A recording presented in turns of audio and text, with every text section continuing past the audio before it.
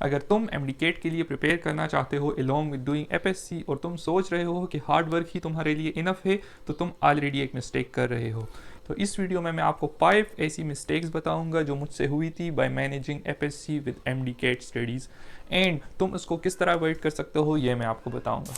First mistake है study both without a priority system. अब अगर मैं आपसे पूछूं कि अब आपके लिए एमडीकेट ज़रूरी है या आपकी एफएससी ज़रूरी है, तो मैं जिस तरह अपने टाइम में सोचता था और मोस्ट ऑफ द स्टूडेंट भी यही सोचते होंगे कि एमडीकेट इम्पॉर्टेंट है एफएससी से, जबकि इस तरह नहीं है। ये एक मिस्टेक है जो स्टूडेंट्स करते हैं। अगर आपके एफएससी के मार्क्स कम आ गए तो फिर एमडीकेट में आप जितना भी अच्छा स्कोर कर लो आपका एडमिशन नहीं हो सकता। तो सबसे पहली प्रायोरिटी आपकी एफएससी होनी चाहिए और स्पेशली एफएससी के मार्क्स होने चाहिए, जो बहुत ही इंपॉर्टेंट है। एमडीकेट की इंपॉर्टेंस बाद में आती है, बाद में 3 मंथ्स आपको दिए जाते हैं एमडीकेट के, लेकिन अगर एफएससी के मार्क्स आपके कम आ गए तो आप ऑलरेडी इस रेस से निकल चुके हो। सेकंड मिस्टेक्स जो मैं भी करता था, thinking one strategy work for everyone, जबकि इस तरह नहीं होता।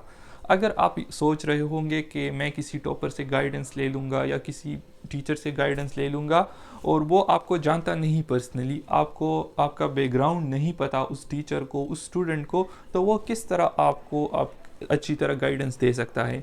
मसलन मेरे केस में मुझे कॉलेज में जो टीचर्स होते थे वो मेरे कॉन्सेप्ट क्लियर नहीं करा सकते, लेकिन बहुत कुछ स्टूडेंट्स इस तरह होते हैं जो जिनके कॉलेज अच्छे होते हैं और उनके जो टीचर्स होते हैं वो उनको कंसेप्ट क्लियर करवा देते हैं। लेकिन most of the students including me या आप में से भी बहुत ज़्यादा स्टूडेंट इस तरह होंगे कि कॉलेज के टीचर उतने अच्छे नहीं होंगे, आपके कॉन्सेप्ट क्लियर नहीं करवा सकते वो।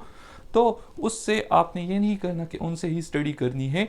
तो मुझे बहुत बाद में रियलाइज़ हुआ कि मेरे कॉलेज के टीचर इतने अच्छे नहीं है कि वो मुझे कॉन्सेप्ट क्लियर करा सके, और फिर मैंने एफएससी के लिए भी यूट्यूब पर लेक्चर देखना शुरू किया और एमडीकेट के लिए भी कुछ ना कुछ स्टडी करता रहा। लेकिन आपको ये पता होना चाहिए कि आपके कॉलेज के टीचर, आपका बैकग्राउंड क्या है, आपकी जो है वीकनेस क्या है, आपकी स्ट्रेंथ क्या है। हर किसी को खुद तलाश करना चाहिए कि उसकी वीकनेस क्या है, उसकी स्ट्रेंथ क्या है, उसके कॉलेज के टीचर अच्छे हैं या नहीं है, वो किस सब्जेक्ट में वीक है और कौन सा सब्जेक्ट उससे इजीली कवर हो जाएगा। ये मुझे पता नहीं होगा, मुझे सिर्फ अपना पता होगा, आपको अपना पता होगा। खुद को देखना है, अपनी डेटा को देखना है, आपके पास जो जो है, तो उसके मुताबिक आपने अपने लिए एक स्ट्रेटजी भी बनानी है और आपने तैयारी करनी है और मैनेज करना है बोथ एफएससी एंड एमडीकेट को।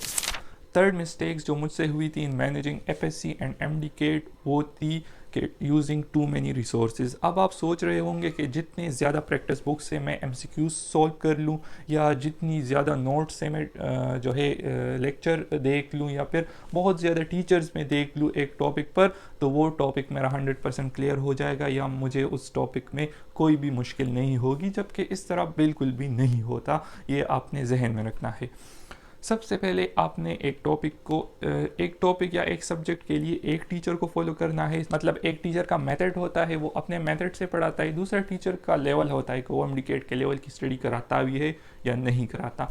तो ये तो लाजमी है कि वो आपका एमडीकेट के लेवल या आपके कॉन्सेप्ट क्लियर करवा सके। अगर एफएससी के लिए है तो आपने टीचर को देखना है और एक टीचर को फॉलो करना है, ख्वाह उसका मेथड जो भी हो, आपको समझ में आना चाहिए, आपके कॉन्सेप्ट क्लियर होने चाहिए, एमडीकेट के लेवल के मुताबिक होना चाहिए और एक्सपीरियंस होना चाहिए एमडीकेट की फील्ड में। तो आप उनको देख सकते हैं, मैंने ऑलरेडी ये आपको बताया है। लेकिन आपने ये नहीं करना कि उस जैसे बहुत ज़्यादा टीचर से एक टॉपिक करना शुरू कर ले, आप कर भी नहीं सकते, आपके पास टाइम इतना नहीं है। मैनेजिंग कहते किसको है? अगर एफएससी और एमडीकेट को आपने मैनेज करना है तो मैनेजिंग की डेफिनीशन आपको आनी चाहिए। मैनेजिंग होता क्या है? आपके पास कुछ लिमिटेड रिसोर्सेस है, आपने उसको यूज़ करना है एक स्पेसिफिक टारगेट को अचीव करने के लिए। ये मैनेजमेंट की डेफिनीशन है जो मैं आपको बता रहा हूँ। तो आपके पास जो लिमिटेड रिसोर्सेज है, ये उसका ये मतलब नहीं है कि आपके पास बुक प्रैक्टिस नहीं, आपके पास जो टाइम है वो लिमिटेड है, आपकी एनर्जी लिमिटेड है, आपकी मेंटल कैपेसिटी लिमिटेड है, आपकी मनी लिमिटेड है और आपकी अटेंशन भी लिमिटेड है। ये चीज़ें लिमिटेड रिसोर्सेज में आती है। तो जो स्टूडेंट्स इन चीज़ों को अच्छी जगह पर यूज़ कर लेगा वो दूसरे स्टूडेंट से ऑलरेडी यूनिक बन जाएगा और उसको मैनेज करने का सही तरीका भी आ जाएगा। टाइम आपने कितना देना है, एफएससी को कितना टाइम देना है, एमडीकेट को कितना टाइम देना है, ये डिपेंड करता है। आपकी मेंटल कैपेसिटी कितनी है, ये डिपेंड करता है। हम बात कर रहे थे टू मेनी रिसोर्सेज, तो आपने नोट्स भी अपने यूज़ करने हैं, किसी दूसरे के तैयार करदा नोट्स की ज़रूरत नहीं है। सिर्फ आपने टेक्स्ट बुक फॉलो करने हैं। एक टीचर जो बहुत ही टफ क्लास टीचर हो, आपने उससे अपनी प्रिपरेशन करनी है। टू मेनी प्रैक्टिस बुक या टू मेनी टीचर से आपने एक लेक्चर या एक सब्जेक्ट को नहीं देखना। आपकी कंफ्यूजन बढ़ेगी और आप कंफ्यूज रहोगे तो आपको कोई भी चीज़ पर याद नहीं रहेगी। फोर्थ मिस्टेक्स जो मैंने तो की है, ये मिस्टेक इसीलिए तो मैं बता रहा हूँ, लेकिन आप ये मत करें। Chasing perfect notes. आप किसी जगह पर देखते हो कि ये पीडीएफ बहुत अच्छा है मेरी स्टडी के लिए, या मैं ख़ुद के नोट्स इतने अच्छे बना लूँगा और अपने ख़ुद के बुक्स इतने अच्छे बना लूँगा, हर जगह हाइलाइटर यूज़ कर लूँगा, जो बहुत ज़्यादा स्टूडेंट्स अब करते भी है। मेरे नोट्स अगर आपने देखे हैं या मेरे इंस्टा आपने देखी है, तो वहाँ पर मैंने बताया है कि ये बात नहीं है कि आप बहुत ज़्यादा हाइलाइटर यूज़ करो, बहुत ज़्यादा पॉइंट्स बुक पर लिख करो, अपना बुक जो है हाइलाइटर से भर दो तो उससे आपकी स्टडी अच्छी हो जाएगी। नहीं, इस तरह स्टूडेंट्स भी होते हैं, वो बिल्कुल बल पॉइंट से हाईलाइट करते हैं लेकिन उनके अच्छे मार्क्स आ जाते हैं। लेकिन आपने जो टिकटॉक वाली बात मैंने कही ना कि टिकटॉक पर बहुत ज़्यादा दीवार पर भी हाइलाइटर से नोट्स बनाए होते हैं और वो स्टिकी नोट्स यूज़ कर रहे होते हैं, और बाद में उनका रिज़ल्ट आता है तो उनका एडमिशन नहीं होता और वो सैड सॉन्ग लगा कर जो है दूसरों को भी डीमोटिवेट करते हैं और अपनी प्रिपरेशन के दौरान वीडियोस बनाते हैं और कुछ नहीं करते।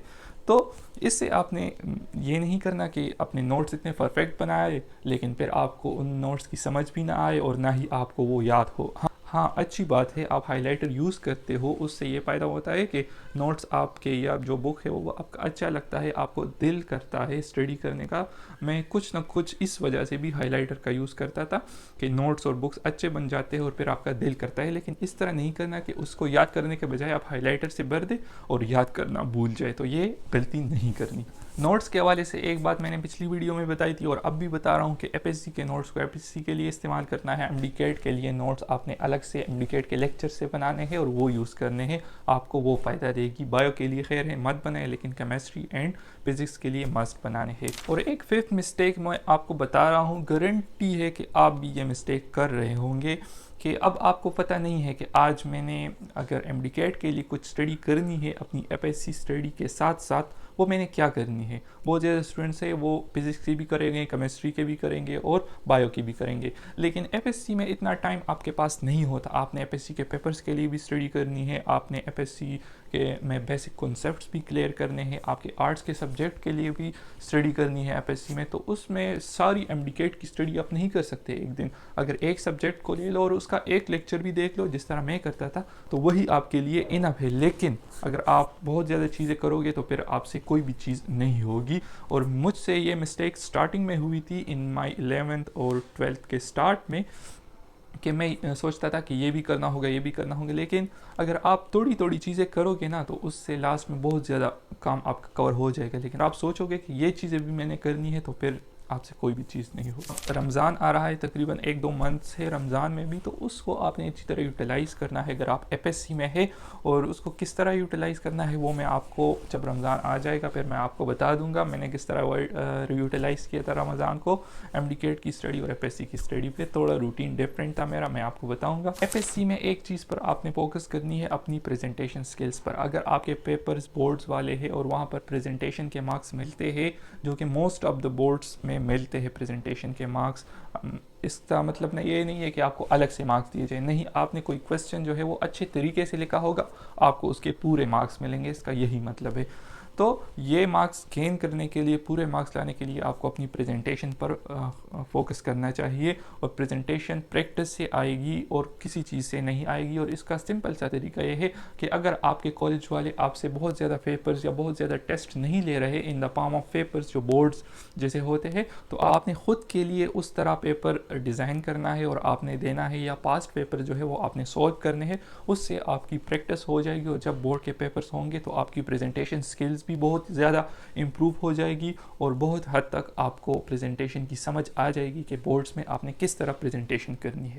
The last mistake, ignoring sleep and energy.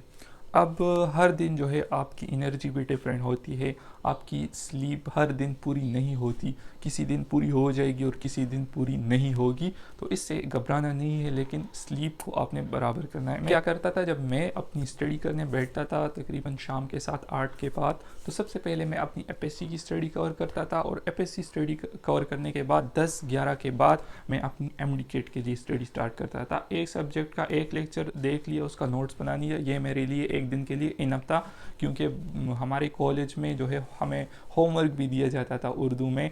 दूसरी तरफ हमारे जो टेस्ट होते थे, लॉन्ग टेस्ट, वो बिल्कुल बोर्ड के पेपर्स जैसे होते थे। तो उस वजह से मैंने एफएससी के लिए पहले स्टडी करनी थी, फिर एमडीकेट के लिए, तो उससे मेरी एफएससी की स्टडी भी बहुत अच्छी हुई और एमडीकेट के लिए भी थोड़ी थोड़ी। लेकिन उसमें कभी कभार इस तरह होता था कि मैं रात बहुत देर तक जगा रहता, तकरीबन 1-2 बजे तक मैं एमडीकेट के लिए स्टडी कर लेता, कभी कभी, हर दिन नहीं। हर दिन मैं तकरीबन 1 या 2 घंटे, लेकिन कभी कभी 1-2 बजे हो जाते थे एमडीकेट की स्टडी करते करते। तो उससे मेरी कभी कभार नींद पूरी नहीं होती थी, और उस वजह से आपका कॉलेज जाकर भी अटेंशन उतना नहीं होता। और फिर मैं बाद में आकर, कॉलेज से आकर, अगर सर्दी का मौसम है जिस तरह अब है, तो इस दिनों में भी मैं तकरीबन 1 या 2 घंटे सोता था ताकि मेरी नींद पूरी हो जाए। तो ये मिस्टेक आपने नहीं करनी, वक्त पर सोना है और वक्त पर जागना है। बाकी ये वीडियो उन स्टूडेंट्स के लिए थी जो एफएससी के साथ एमडीकेट की स्टडी को मैनेज करना चाहते हैं। आपका कोई भी प्रॉब्लम हो, आप मुझे कमेंट में पूछे या मुझे इंस्टा पर मैसेज कर सकते हैं, मैं आपको रिप्लाई दूंगा। अपना बहुत ज़्यादा ख्याल रखें, नेक्स्ट वीडियो में मिलेंगे। अल्लाह हाफिज़।